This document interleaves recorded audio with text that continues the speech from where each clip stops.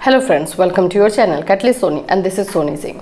Friends, आज मैं आप लोग के लिए जो वीडियो लेकर के आई हूँ काफ़ी इम्पॉर्टेंट है। अभी सभी जगह पे एग्ज़ाम आने वाला है, कहीं पे हो रहा है, कहीं पे होने वाला है।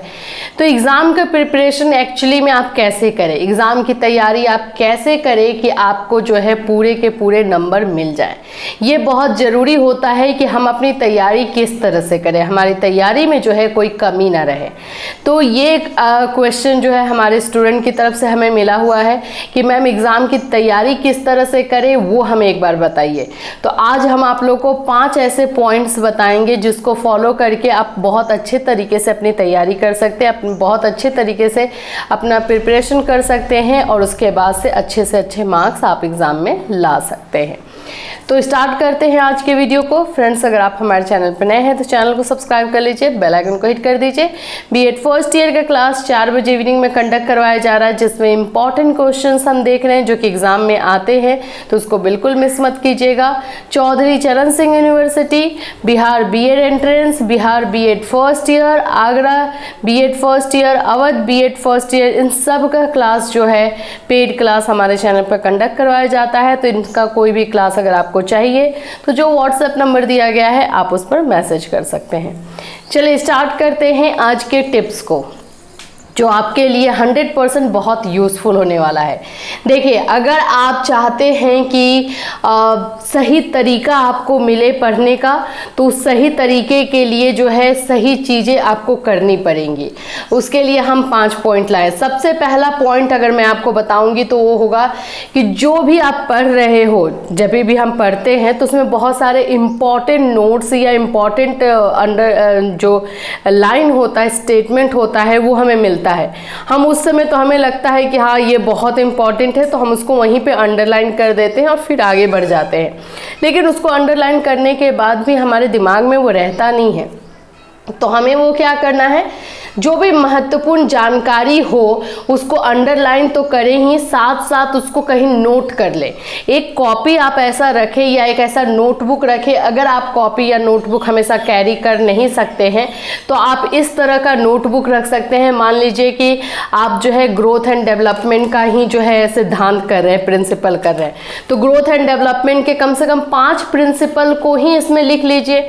या फिर आप लिखने वाले हैं कि जो कॉग्निटिव डेवलपमेंट है, संज्ञानात्मक विकास है, वो थ्योरी जो है किसने दी है, सामाजिक विकास की थ्योरी किसने दी है। ये ऐसे पॉइंट्स जो कि ज़्यादातर जो है फिलोसफर से रिलेटेड क्वेश्चन रहता है, जिसको हमको लर्न ही करना पड़ता है, वो सारी चीज़ें आप इसमें रख सकते हैं।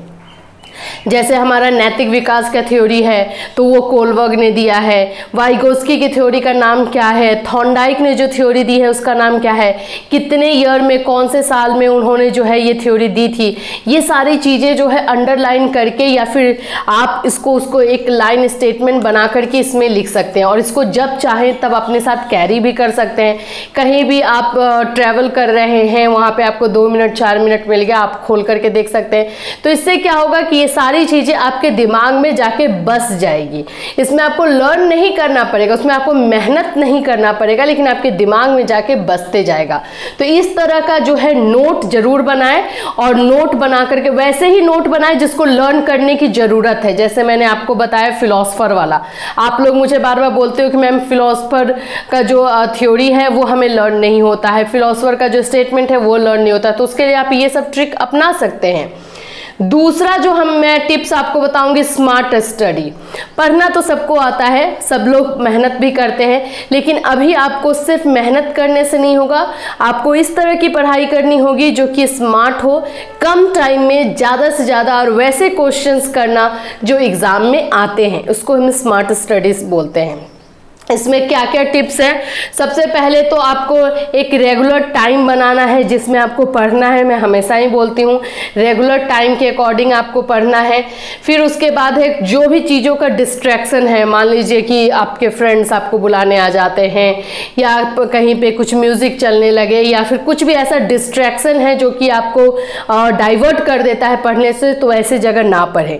ऐसी जगह पे पढ़ें जहाँ पे आप फोकस कर सके। भले आप 10 मिनट का ही पढ़ाई पढ़ें, लेकिन फोकस करके पढ़ें। ऐसे नहीं कि 2 घंटे तक बैठे हैं लेकिन आप डिस्ट्रैक्ट हैं, आपका ध्यान कहीं और है, तो वैसे पढ़ाई का कोई फ़ायदा नहीं होगा।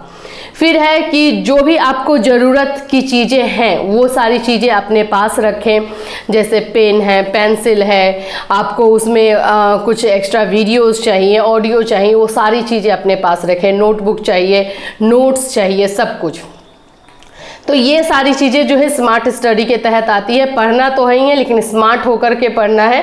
फिर उसके बाद है जो चीज़ें पढ़ें उसको कॉन्सेप्ट वाइज पढ़ें। मैंने अभी क्या बताया कि आप 4 घंटे से बैठे हुए हो, दूसरे लोग तो देख रहे हैं कि अरे भाई ये 4 घंटे से पढ़ रहा है, लेकिन आपका ध्यान कहीं और है और आप उसमें फोकस नहीं कर पा रहे, तो ऐसे स्टडी का कोई मतलब नहीं है। मैं बता रही हूँ वो ऐसी स्टडी जीरो है।